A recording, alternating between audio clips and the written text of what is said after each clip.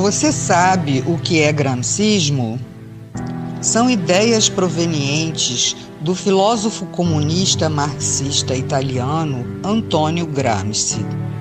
Fundou a tese de que para implementar o socialismo numa sociedade, o melhor caminho é ir alterando aos poucos a estrutura de todas as instituições humanas, incluindo as religiosas, educacionais, morais, culturais, jurídicas, governamentais e midiáticas da mídia.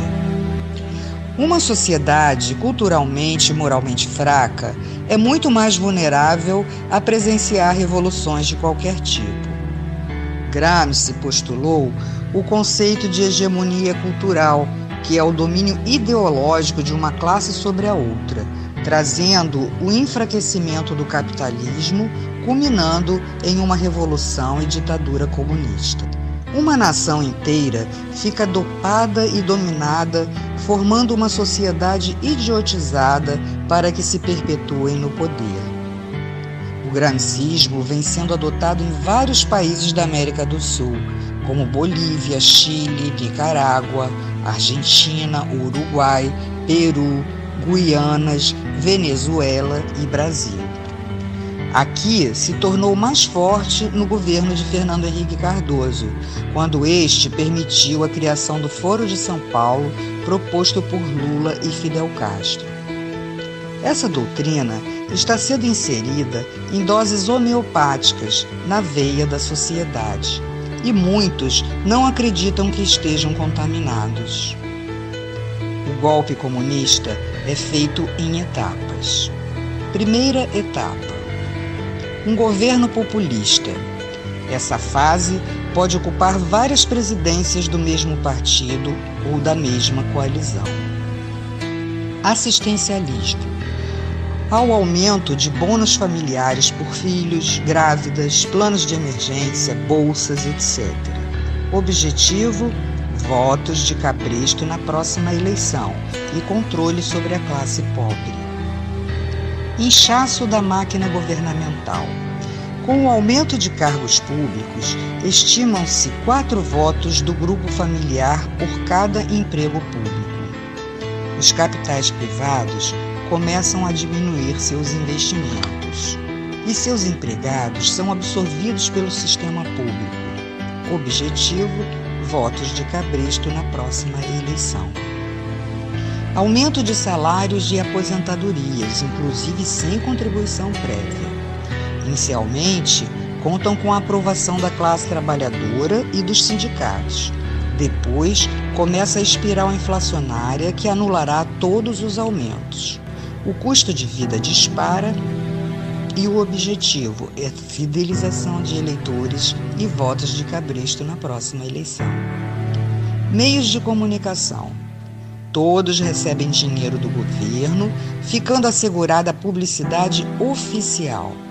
Transmitem notícias distorcidas e com visões que interessam ao sistema para manipular a massa, e depois começa a censura, impedindo totalmente o conhecimento da realidade através, inclusive, do controle da internet, que se tornará interna e restrita.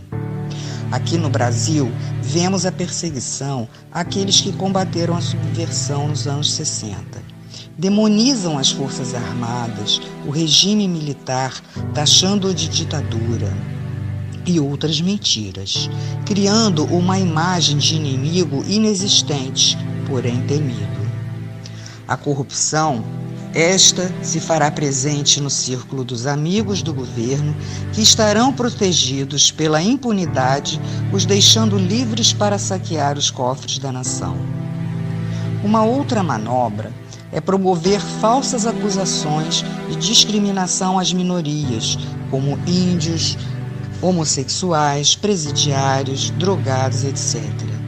Legisla a favor dessas minorias com o objetivo de criação de grupos ideológicos para a defesa do sistema e ainda a fidelização de eleitores para a próxima eleição. Porém, quando o comunismo tiver totalmente instalado, todos serão rejeitados. A delinquência é uma ferramenta essencial para a implantação do comunismo. Dominam as ruas, infiltram-se em manifestações como grupos extremistas, os Black Blocs, que são financiados, assim como os agentes e líderes de movimentos sociais para prejudicar os que são contrários ao sistema. Segurança. Haverá um desmonte progressivo, falta de equipamentos, atraso nos salários, desmoralização por supostos atos de corrupção e violência. Leis que beneficiam os infratores e prejudicam a ação policial.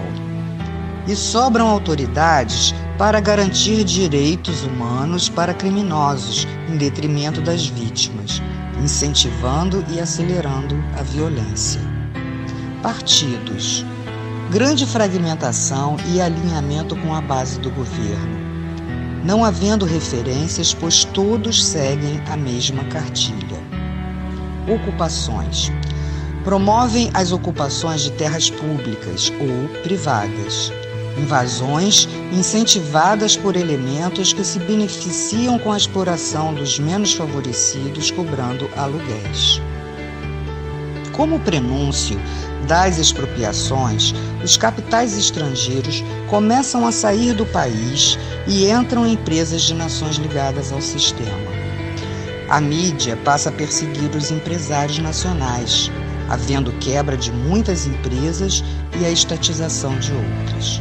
Assim, a classe média não consegue se organizar como oposição.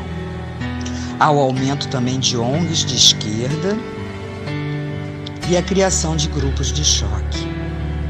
Na educação, a criação de novas universidades, diplomas à vontade, facilidades a grupos que sustentem ideologicamente o sistema e promovem ensinamentos distorcidos. A essa altura, o nível educacional é muito baixo para que se mantenha o povo na ignorância e sob controle do Estado. Cria-se a classe braçal do proletariado. Impostos. Oneram os trabalhadores com a alegação de que a finalidade confiscatória é para a redistribuição da riqueza. Porém, serve apenas para manter e financiar as gordas contas do governo, mantendo luxos e ostentações. O narcotráfico. Através dele se dá a deteriorização, principalmente dos jovens. As organizações criminosas movimentam uma grande quantidade, onde o acobertamento se dá, inclusive no tráfico de armas. Sindicatos. A princípio, formados com o intuito de coibir greves através de acordos com o governo.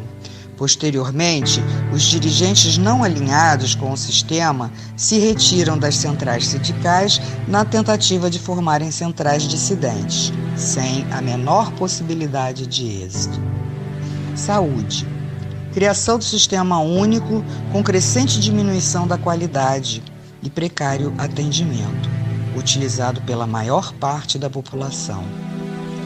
As prestadoras privadas, com a inflação crescente, altos custos e encargos, acabam sendo obrigadas a vender suas empresas ou então serão estatizadas. O efeito é um grande colapso na saúde. Segunda etapa. Destruição da classe média, fazendo-a culpada pela pobreza dos outros, culpada pela discriminação. Ela, temerosa, não consegue fazer frente ao sistema. Constituição. Várias modificações são feitas, criando lei da mordaça, do aborto, da censura, perseguição aos opositores, legalização da maconha. Promoção do colapso do poder judiciário, tornando-se servidor do governo. A impunidade aumenta, o crime domina as ruas, a espiral inflacionária dispara, a economia se deterioriza. Há a destruição moral e física das forças armadas e da segurança policial, e a centralização dos grupos de choque, que são as guardas bolivarianas defensoras do sistema. A criação de apenas 2 partidos, sendo um dominante e outro de falsa oposição, surgimento de falsos inimigos implantados para praticar conflitos, saques e invasões. Cria-se a lei que permitirá a perseguição de religiosos. Terceira etapa: tomada do poder. Os grupos de choque já citados estarão presentes em atos do governo ou coibindo as manifestações de oposição. Prisões por considerar crimes políticos. Serão feitas expropriações, confisco de passaportes, proibição de sair do país e novas identidades aos que estiverem de acordo com o sistema, sendo feitas avaliações e lavagens cerebrais. Racionalização de alimentos e com direitos apenas aos que tiverem a nova identidade. Severas deportações, total controle social e fim da liberdade. Portanto, as portas do inferno estarão abertas para todos serem aprisionados com correntes e cadeados nesse sistema trevoso. Se não quisermos nos tornar escravos, devemos lutar por todos nós e nossas famílias, pela nossa liberdade enquanto há tempo. Saber o que se passa é um direito de todo cidadão. Vamos nos unir, ir para as ruas, demonstrar nossa insatisfação e pedirmos a faxina dos três poderes. Assim, teremos a chance de voltarmos a ter um país próspero, de luz e de paz. Faça a sua parte.